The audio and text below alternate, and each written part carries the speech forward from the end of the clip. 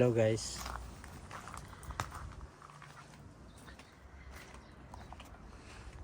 Wala akong pasok ngayon kaya gagawa tayo ngayon ng magsi-share tayo ngayon ng video.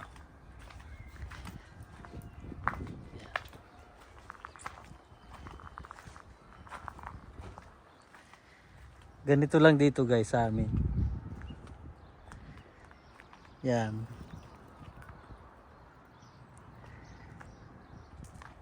Tahimik, no? So boring. Yan.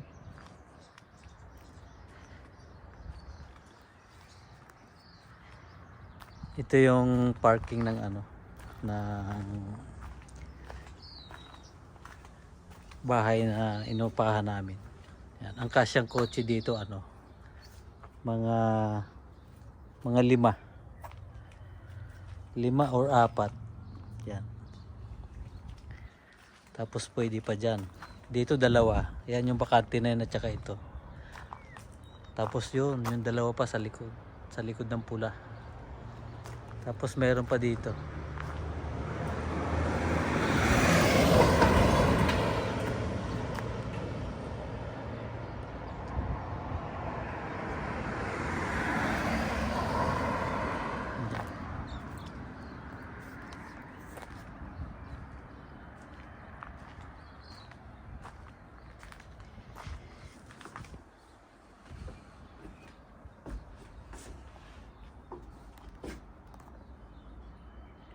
Ganun pa rin dito guys ngayon sa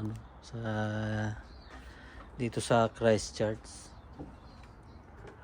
Marami pa rin ang mga kababayan natin na yung iba naka-standby. Marami pa rin ang naka-standby ngayon na mga walang trabaho ngayon dito, no. Pero mayroon naman silang mayroon namang mga allowance yon, standby fee, 30 hours.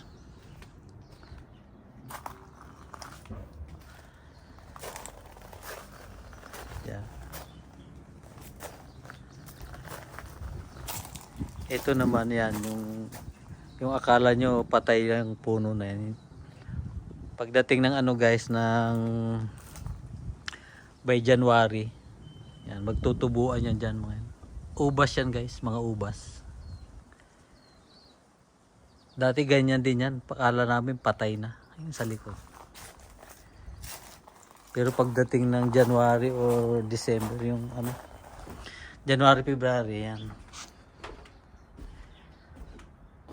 mamumulaklak na naman yan siya dyan, no? Mga ubas yan eh.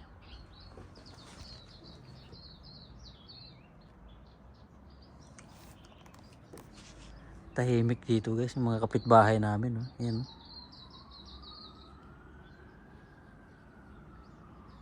Hindi mo alam kung saan sila nagtatambay ngayon. Tahimik ng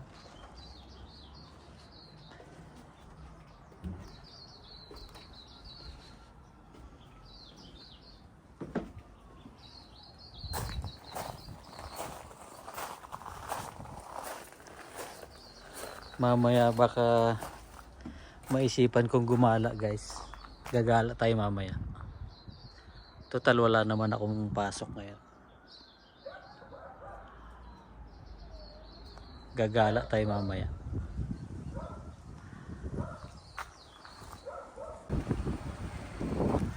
Hello guys. Ito nga, nakagala tayo ngayon.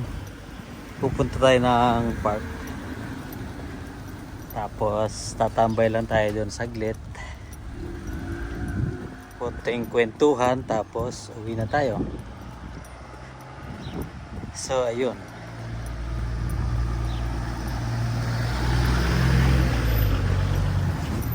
Maganda magtambay dito guys sa park. Habang kumakain ng yogurt. Tapos kaunting kwentuhan. Ganyan.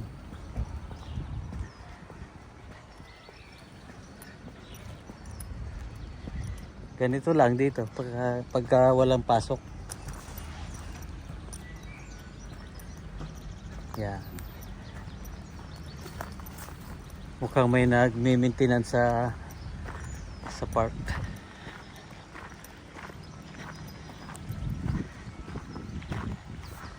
Yun o, yung sa malayo. May bench doon. Doon tayo upo guys.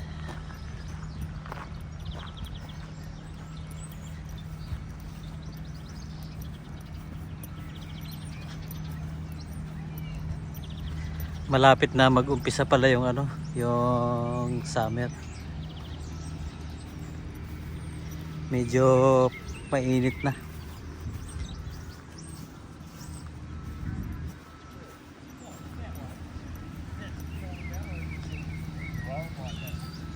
Cute ng aso.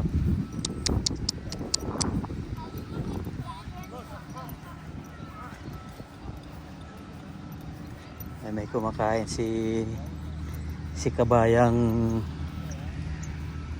Bombay.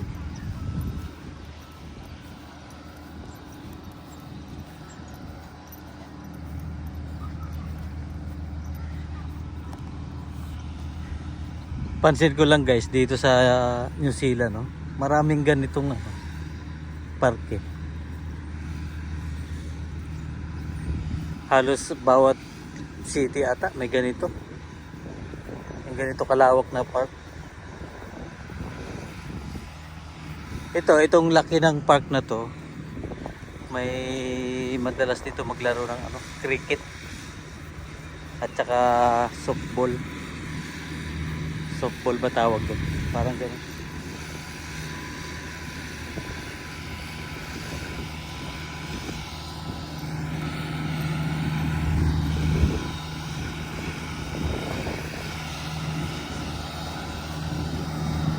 Parang tinitrim niya yung yung mga bermuda. Ayan o.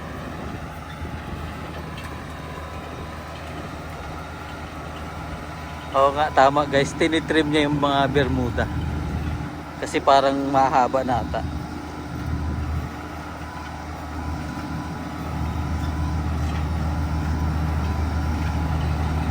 Ayan, dito tayo magpapahinga habang nagkukwentuhan tayo. Dito na tayo guys. So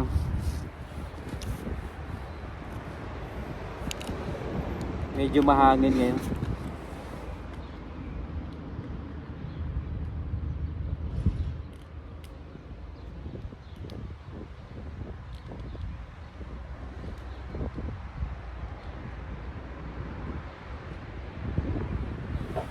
Kumakain nga pala ako ngayon ng yogurt na mayroong toppings na na lemon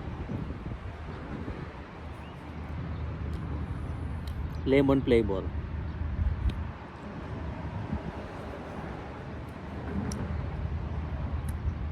Ano nga bang mai-share ko ngayon?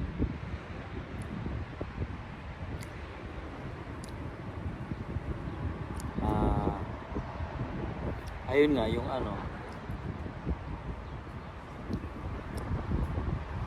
sa ngayon, sa panahon ngayon, ngayong taon 2023,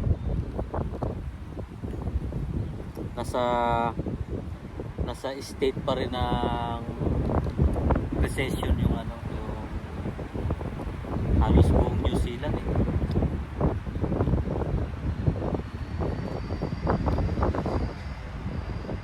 May mga kapwa tayo Pilipino na na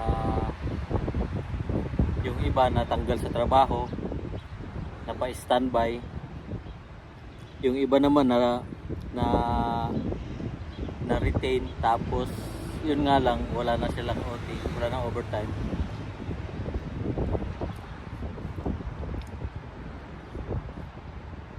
Yung iba naman walang supply, hindi naman, wala na, totally nasa bahay talaga yun.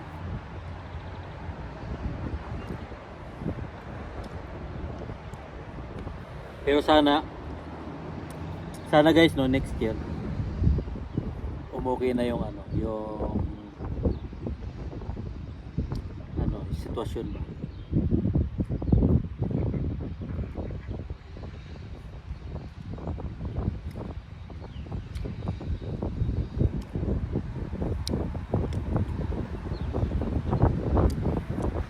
Ito pa pala guys, ano, yung mga papasok ng New Zealand next year to 2024, simula ng March 2024 onward,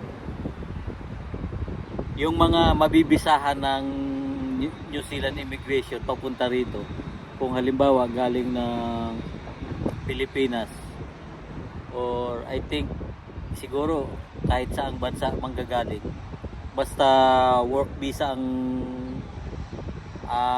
estado sa pagpunta rito, good news sa inyo guys, kasi ang magiging minimum median wage ng ano ngayon ng mga worker sa median wage guys magkaiba kasi yung minimum sa median wage. Yung median wage ngayon sa currently ngayon as of 2023 2023 ngayong taon, ang median wage ngayon ay nasa 29.66. Yung iba 25, yung iba 26 siguro. Hindi ko alam kung bakit gano'n, hindi pare-pareho. Siguro sa pag-apply ng visa bago lumabas yung pagpalit ng median wage, naka-file na yung pag-apply ng visa siguro, kaya gano'n hindi magkakapareho. Pero sa sunod na taon guys, March 2024, ang magiging minimum ng mga median wage ay ano na siya, $31.66 per hour.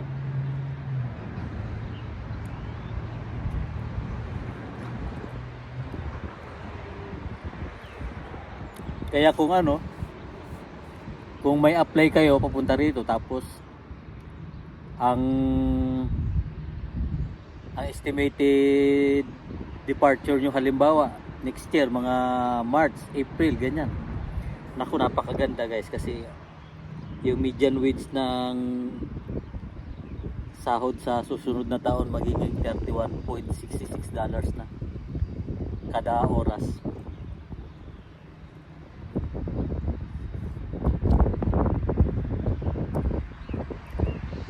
So ayun, ang ganda niya. So tapos na tayo kumain ng ano guys, yogurt. It's time to go home na. Pero ayun nga guys, itutuloy ko yung kwento, no. Yung mga mapapalad na mga kapwa ko Pilipino galing Pilipinas papunta dito sa New Zealand, next year ko ang estimated time ng departure nyo halimbawa is from April to 4 onwards. Ako, ang ganda ng pasok nyo dito, kasi magiging 31 point something na yung per oras nyo. Sa ano na yun sa lahat na ng category yun. Mapa-karpintero, welder fabricator, ganyan, painter. Kasi yun ang itinakda ng immigration para ma-approve, mag-grant yung visa nyo para makapasok kayo ng New Zealand. Kasi kung hindi magiging 31.66 yung per oras nyo sa trabaho papunta rito, hindi kayo mabibisahan, kailangan 31. So sa lahat na yon ang papas ng category. Ngayon hindi natin alam bakit may mga Hindi parehas ng sahod. Yung kagaya nung napagtanungan, nakausap natin, 26 lang yung isang oras niya. Iniisip ko tuloy, baka sa pag-file ng application ng agency sa Pilipinas, halimbawa na i-file ng maaga bago lumabas yung abiso na magpapalit ng median wage, siguro baka ganun ang nangyari. Hindi ako sigurado guys, kasi hindi naman ako nagtatrabaho sa agency, wala rin akong idea. Hindi ako sigurado. Ina-assume ko lang baka ganun, pero still sila pa rin na nakakaalam nun bakit yan. May paliwanag sila doon. At saka nakapasok naman sila ng New Zealand, so maaring ganun lang siguro. Yan.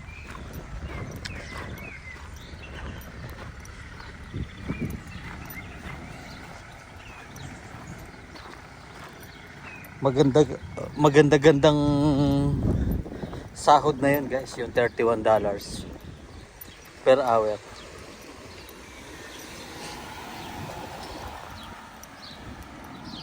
Nissan Pugad 350 GT, mabilis yan. 350 kung ikukumparahin sa kotse ko na 2.0 na Toyota, siguro may iwan yung kotse ko.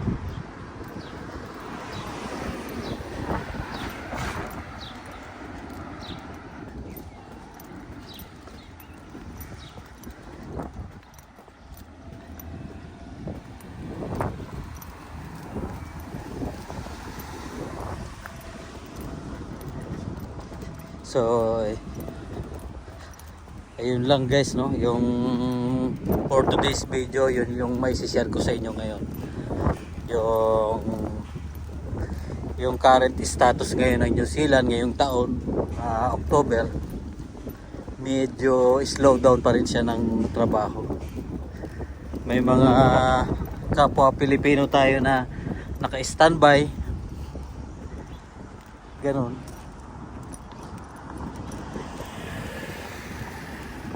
Tapos next year, yun nga yung yung magiging median wage is $31 na per hour. Siguro isang sign na din yun, baka bubuti na yung gaganda na yung takbo ng trabaho dito sa New Zealand. So antabayanan lang natin guys, no. Patuloy pa rin naman tayo na magsishare ng mga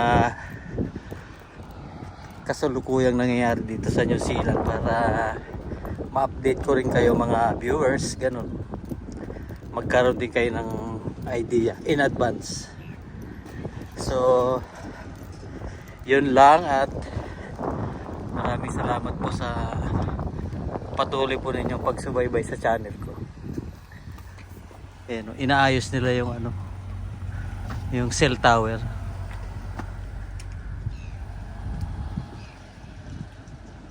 Ewan ko dyan kung ano yan. Bye na guys.